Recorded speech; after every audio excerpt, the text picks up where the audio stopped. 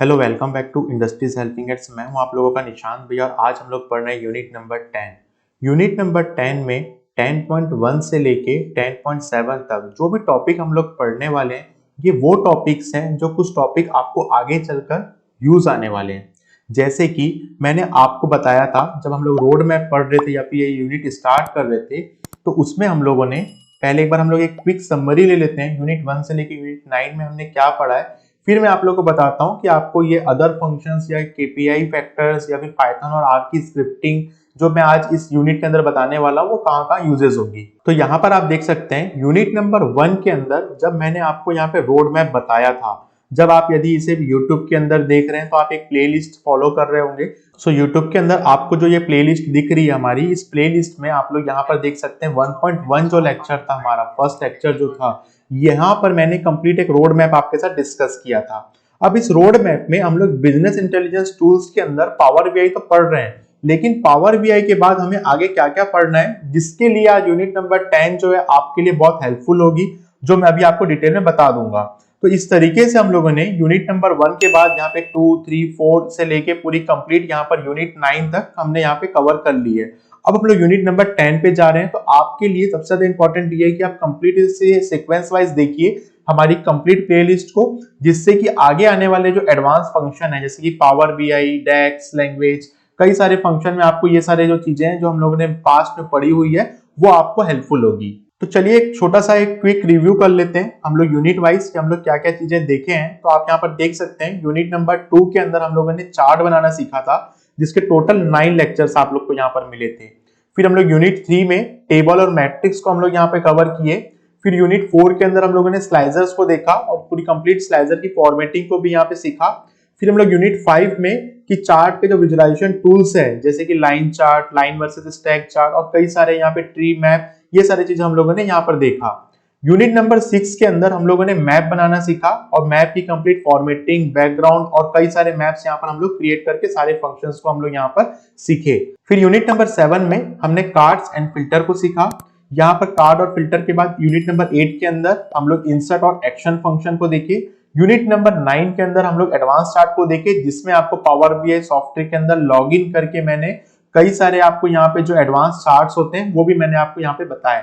अब हम लोग यूनिट नंबर 10 में जा रहे हैं। ये जो आप मेरे स्क्रीन पर देख रहे हैं, आप लोग को यहाँ पे एक रिपोर्ट दिख रही है जो एक यहाँ पर जो मैंने यहाँ पे क्रिएट किया हुआ है। ये यूनिट नंबर 11 और 12 के अंदर हम लोग ये कंप्लीट रिपोर्ट बनाने वाले हैं और इसको डैशबोर्ड के अंदर लाइव करने वाले हैं। जैसे आप यहाँ पे देख रहे हैं मैंने 2013 पे क्लिक किया। 2013 पे क्लिक करने के बाद मैंने एशिया का जो मार्केट है इसको यहाँ पे जो जाकर क्लिक कर लिया। तो यहाँ पर आप देख रहे हैं सेल्स बाय सेगमेंट यहाँ पर अपडेट हो चुका है। सेल्स बाय मार्केट मैंने क्लिक किया हुआ है, तो यहाँ पे प्रॉफिट बाय कस्टमर मुझे यहाँ पे शो हो रहे हैं। इसी तरीके से लॉस बाय प्रोडक्ट नेम, मेरे टॉप 5 लॉसेस किसमें हुए हैं वो यहाँ पे सारी चीजें शो हो रही है। मैप भी आपका यहाँ अपडेट हो चुका है। तो ये रिस्पॉन्सिव कंप्लीट रिपोर्ट को हम लोग यहाँ पर बनाएंगे, जिसको मैंने यहाँ पर ऑलरेडी बनाकर रखा हुआ है आप लोगों को अभी दिखाने के लिए। और ये आप इसको हम लोग कंप्लीट यहाँ पर ये तो रिपोर्ट आप लोगों को मैं स्टार्टिंग में दिखाया था, इसको हम लोग खुद से क्रिएट करेंगे यूनिट नंबर 11 और यूनिट नंबर 12 के अंदर।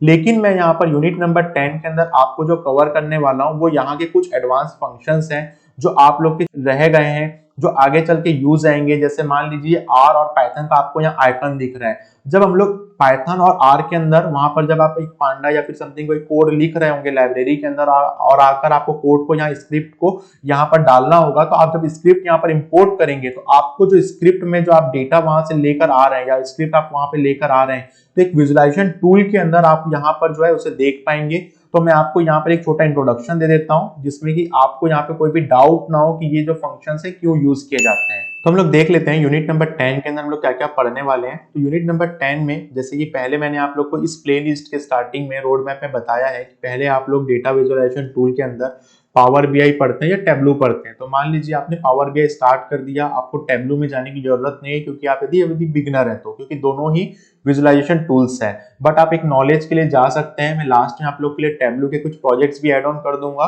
तो आप लोग को यहाँ पे घबराने की कोई बात नहीं है। तो आपने यहाँ पे पावर बीआई कंप्लीट कर लिया, जैसे कि हम लोग अभी यूनिट नंबर 10 पे हैं और यूनिट नंबर 11 और 12 में मैं आप लोग को दिखा भी देता हूँ। यूनिट नंबर 11 में हम लोग क्रिएट करेंगे एक सुपर स्टोर की रिपोर्ट, और यूनिट नंबर 11 के बाद यूनिट नंबर 12 में हम लोग डैशबोर्ड के सारे फंक्शंस देख लेंगे। तो आपका यहाँ पर कंप्लीट मैंने ग्लोबल जो सुपर स्टोर है उसका एंड टू एंड प्रोजेक्ट बनाया है, जिसमें हम लोग एक अमेजॉन का एक सैंपल डेटा लेते हुए एक कंप्लीट हमारी रिपोर्ट को बनाएंगे।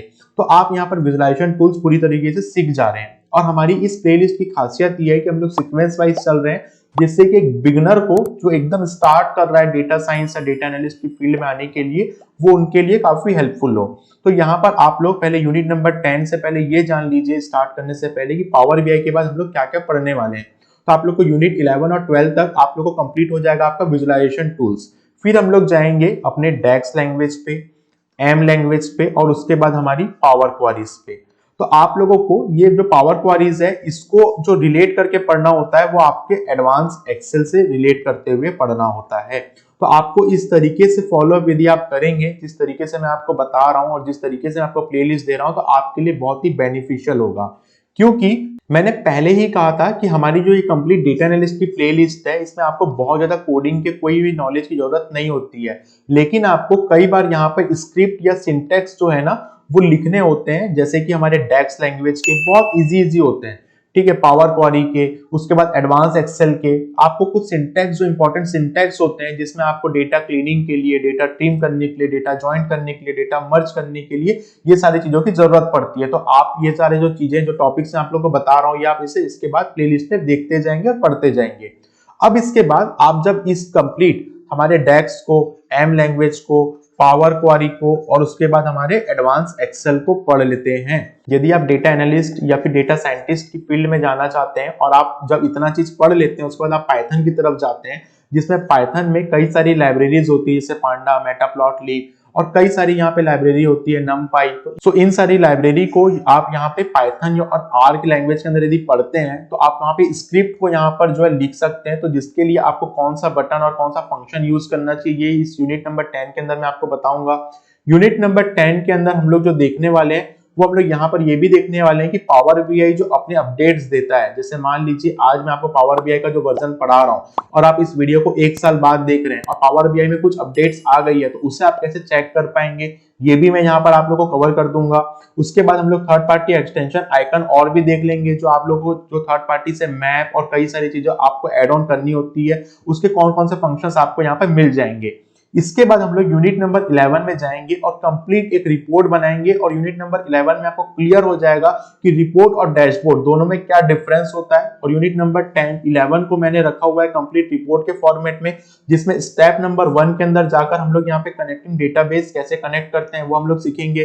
फिर एनालाइज करेंगे टेबल के रिलेशन को, फिर डेटा के क्लीनिंग को देखेंगे, जिसमें मैं आपको पावर क्वेरी के कुछ सिंटेक्स और हमारे जो डेक्स है उसके कुछ सिंटेक्स यहाँ पर जो है यूज करके बताऊंगा।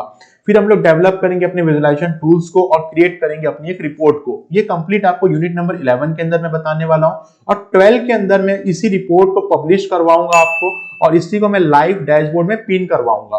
तो इस तरीके से आपका कंप्लीट यहाँ पर एंड टू एंड प्रोजेक्ट भी कंप्लीट हो जाएगा यूनिट नंबर 11 में और 12 में।